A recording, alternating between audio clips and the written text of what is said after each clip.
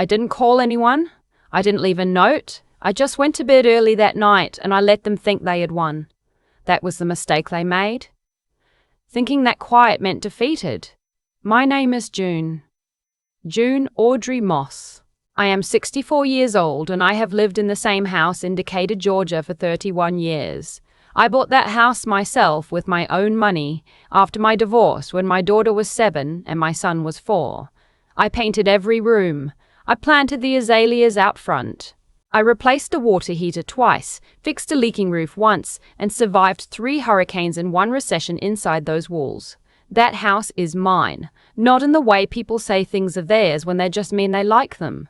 Mine in the way that means my name is the only name on the deed. The mortgage has been paid off for 6 years, and there is not a single person on this earth who has any legal claim to what happens inside it. I want you to understand that before I tell you anything else. My daughter's name is Lynette. She is 38 years old, and she has always been the one who tests me. Not out of cruelty, at least, that's what I told myself for a long time. Out of something else, a certainty that I would always be there. That no matter what she did, the door would open. For most of her life, she was right about that. She called me on a Thursday in February.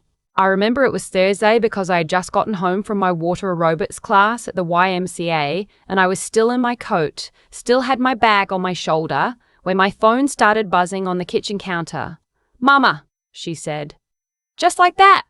One word and I already knew. Lynette has a voice she uses when she needs something. It's softer than her regular voice, a little slower. She used it when she was 16 and had wrecked my car. She used it when she was 26 and needed me to co-sign on an apartment she couldn't afford. She used it now. She and Derek were separating. I won't spend much time on Derek because he doesn't deserve it. I'll say this, he was her husband for 9 years, they had no children together, and the separation was not a surprise to anyone who had been paying attention. What I will say is that Lynette had been renting an apartment in their names jointly. The lease was ending in 3 weeks, and she had nowhere to go. "Just for a little while, Mama," she said. "Just until I get back on my feet." I said yes. Of course I said yes. She is my child. She moved in on a Saturday. I helped her carry boxes. I made her favorite dinner. Baked chicken, rice and gravy. Green beans from the garden I'd put up last summer. We sat at my kitchen table until almost midnight, talking the way we used to when she was young, before life got complicated between us. It felt like something was being repaired. I should have known that feeling never lasts as long as you want it to. The first 2 weeks were fine. Better than fine, honestly. Lynette was going through something real, and grief has a way of making people gentle, at least at first. She helped around the house without being asked. She was quiet in the mornings because she knows I take my time waking up. She called Derek's number exactly once, cried in her room for about 40 minutes, and then came out and asked me if we could watch a movie. We watched 2. I made popcorn. But something shifted around week 3. I noticed it the way you notice a smell. Gradually, and then all at once. She started talking about a man named Andre, at first just mentioning him, then talking about him more. Then one evening I came home from the grocery store and there was a pair of men's sneakers by my front door that I had never seen before. I set my bags down. I looked at those sneakers for a long moment. Lynette came out of the kitchen like everything was perfectly normal. "Oh, that's Andre," she said. "I hope it's okay. He just stopped by." I smiled. I put the groceries away. Andre and I said hello and he seemed pleasant enough, polite, complimented my house. He left around 9. That night, lying in bed, I thought, "Set the rules now, June." I thought it clearly. I have replayed that moment many times since. I knew what needed to be said. I just didn't say it because she was still fragile and I didn't want to be the hard thing in her life right then. That was my second mistake. Andre started coming over regularly. 2 or 3 times a week at first, then more. He would arrive after dinner, which I told myself was considerate. But then he started arriving before dinner, and then he was just there in the mornings when I came downstairs, sitting at my kitchen table with a cup of coffee he had made himself, comfortable as a man in his own home.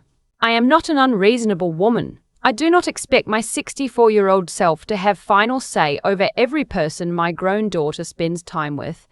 But there is a difference between visiting and inhabiting. Andre had crossed that line so slowly that by the time I registered it, it already felt established. He started leaving things: a phone charger by the outlet in the living room, a razor in the hall bathroom, a jacket hanging on the hook by the door where I hang my coat. I moved his jacket. I put it on the armchair in the living room. The next day it was back on my hook.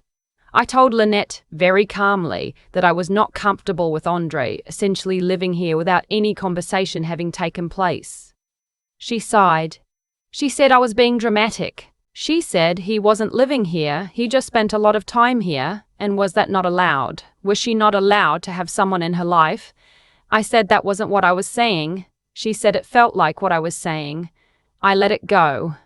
Again. Because she was still technically in the middle of a separation, and because I love her, and because I am the kind of mother who has always found it easier to absorb discomfort than to create conflict with my children, I am working on that. It was a Monday morning in April when things changed.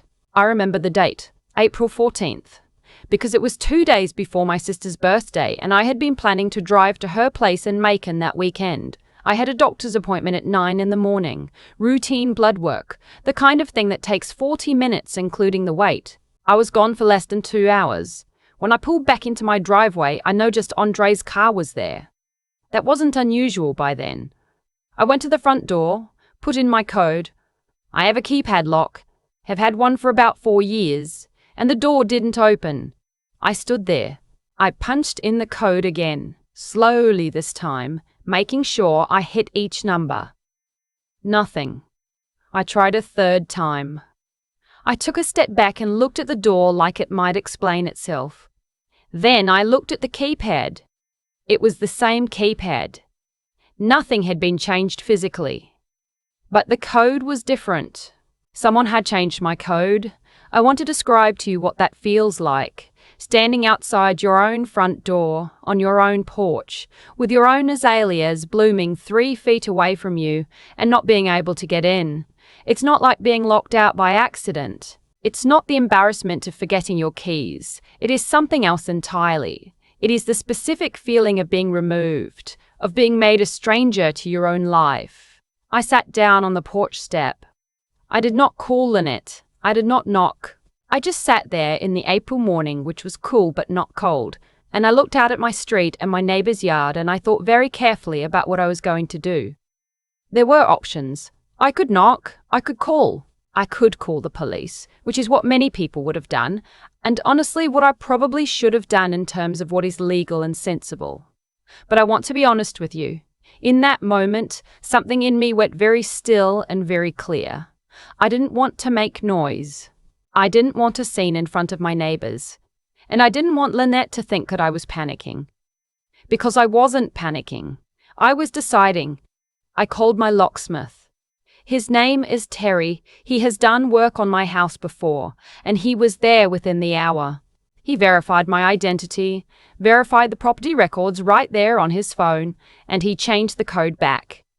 He also changed it to something new that only I knew.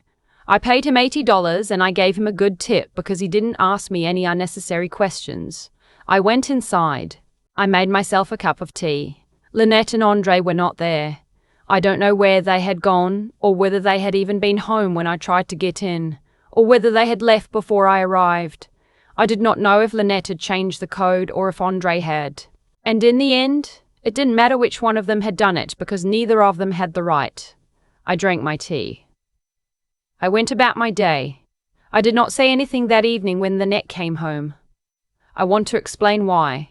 Because I know it sounds strange. It sounds like avoidance. But it wasn't avoidance. It was strategy. I have learned over 64 years that there is a significant difference between those two things. Avoidance is when you don't say something because you're afraid of the answer. Strategy is when you wait until you have everything you need before you speak. I didn't have everything I needed yet.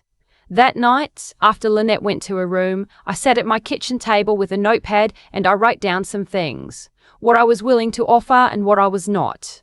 What the terms of staying in my house would be going forward.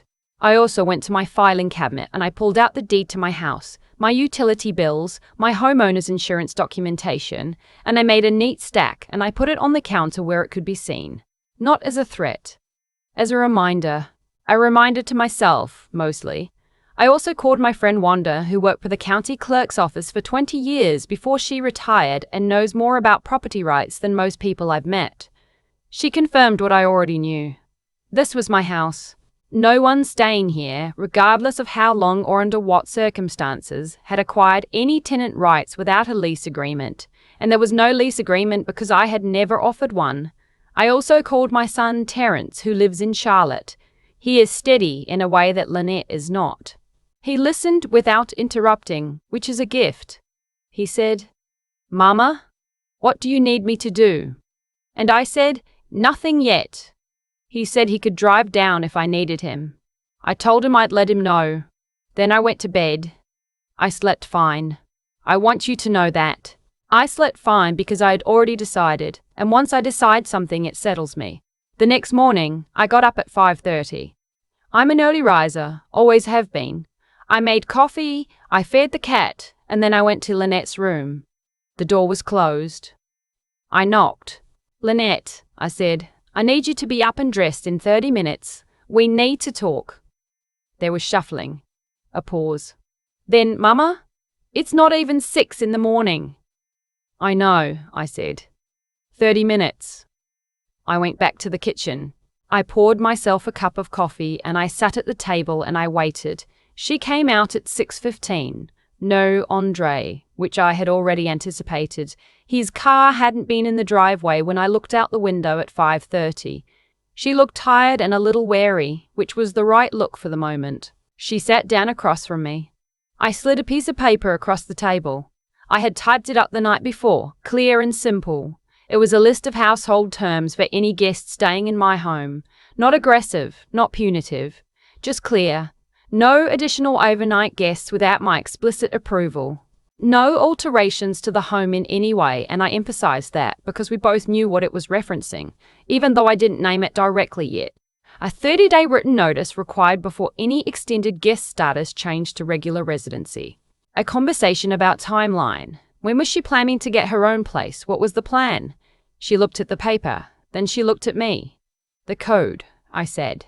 Just that. She didn't deny it. "I'll give her that." She looked at the table and she said, very quietly, "Andre thought it would be better to have a code only we knew." I let that sit in the air for a moment. "We," I said. She didn't answer. "Lynette," I said. "This is my house. I have the deed, the insurance, the 31 years of mortgage payments to prove it. You are here as my guest and I love you, and that is not going to change. But if the choice is between your comfort and my safety in my own home, there is no choice. There is only one answer." She started to cry. Not manipulative crying, real crying, the kind that comes from somewhere deep. I did not move to comfort her immediately, which cost me something. I let her cry for a minute because I needed her to hear what I was saying before we moved into comfort. Then I got up and I brought her a box of tissues and I sat beside her instead of across from her. "I'm not asking you to leave," I said. "I'm asking you to decide who you are in this house." Andre came by that afternoon. I was sitting in the front room when he knocked. Lynette was upstairs. I went to the door. He had that easy smile, the kind that assumes it will always work. "Hey, Miss June," he said. "Is Lynette home?" "She is," I said. "Before I get her, I want to say something to you directly." The smile stayed, but something behind his eyes shifted. "You changed the code on my door," I said. "I don't know if you did it yourself or if you asked my daughter to do it, and at this point it doesn't matter. What matters is that it happened. This is my house. I have lived here for 31 years. I am not unclear on that, and I need you to not be unclear on it either." He started to say something about security, about just trying to help, about not meaning any disrespect. "I'm not asking for an explanation," I said pleasantly. "I'm just making sure we understand each other. You are welcome to visit my daughter here, but this is a home, not a situation, and there are rules." I stepped back and called up the stairs for Lynette. Then I went back to the kitchen and I let them have their conversation privately. Because I am not interested in drama, I had said what needed to be said. What happened between them after that was their business. What happened was, Andre stopped coming every day. He still came around, but there was a different quality to it. He knocked now. He waited to be invited in. He didn't leave things. Whatever conversation he and Lynette had after that afternoon, I don't know the details, but something shifted. Lynette was quiet with me for about a week, not cold, just processing. I understand that.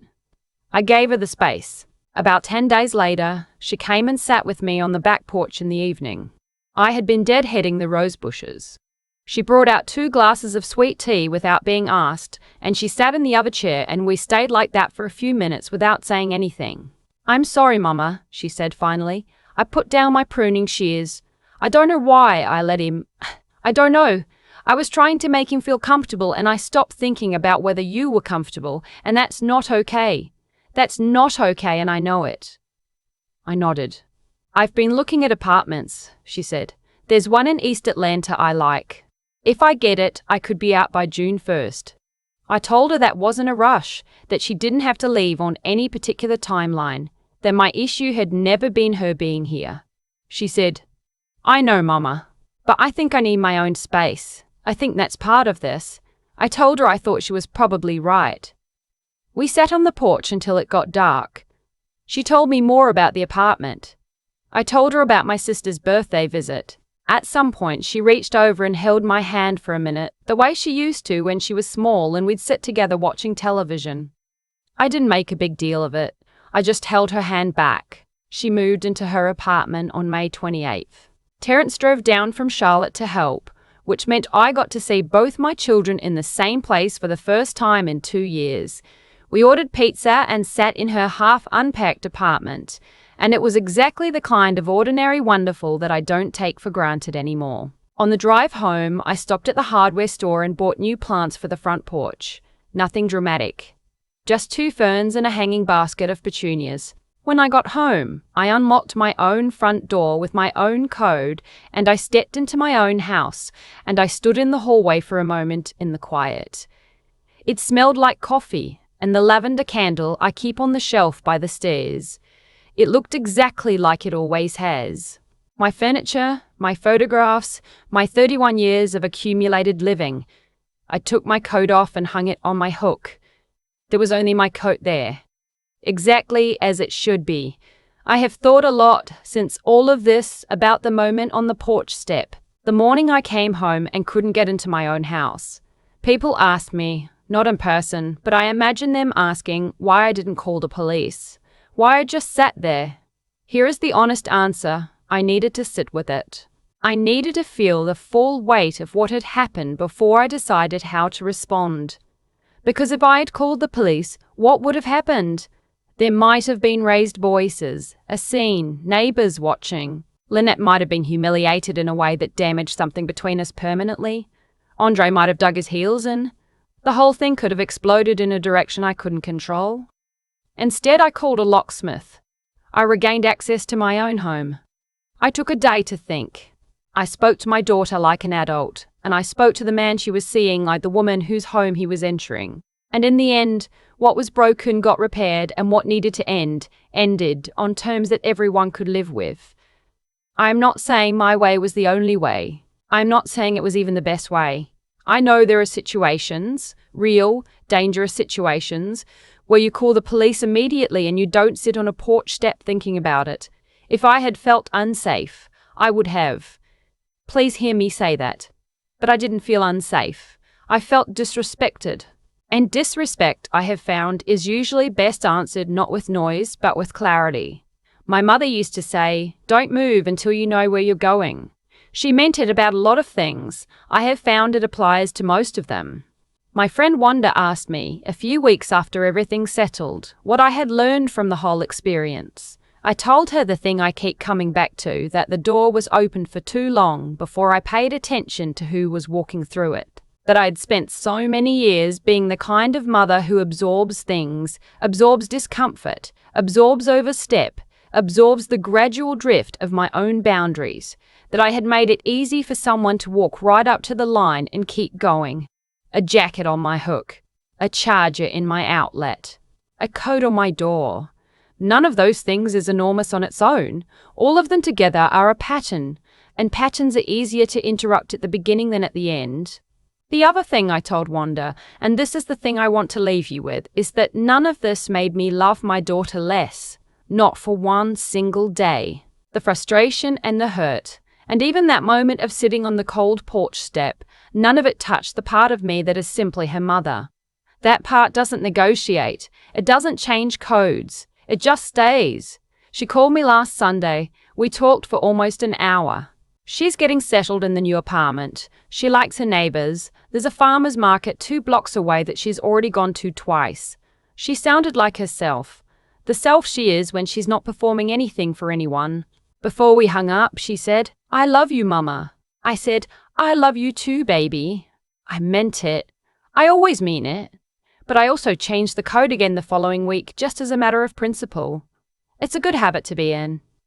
I've been thinking about cause and effect a lot lately. Not in any grand philosophical way. Just in the quiet, practical way that comes when you're 64 and you've lived long enough to watch things play out to their natural end. What happened in my house didn't begin the morning I couldn't get through my own front door. It began much earlier than that. It began every time I saw something small and let it pass. The jacket on my hook, the charger by the outlet. The mornings Andre sat at my kitchen table like the house already belonged to him. Each one of those moments was a door I left open, and I left it open because I told myself that love meant not making things hard for the people you love. I was wrong about that. Or rather, I had the right feeling but the wrong application. Love doesn't mean absorbing everything without a word. Love, the real and lasting kind, requires honesty.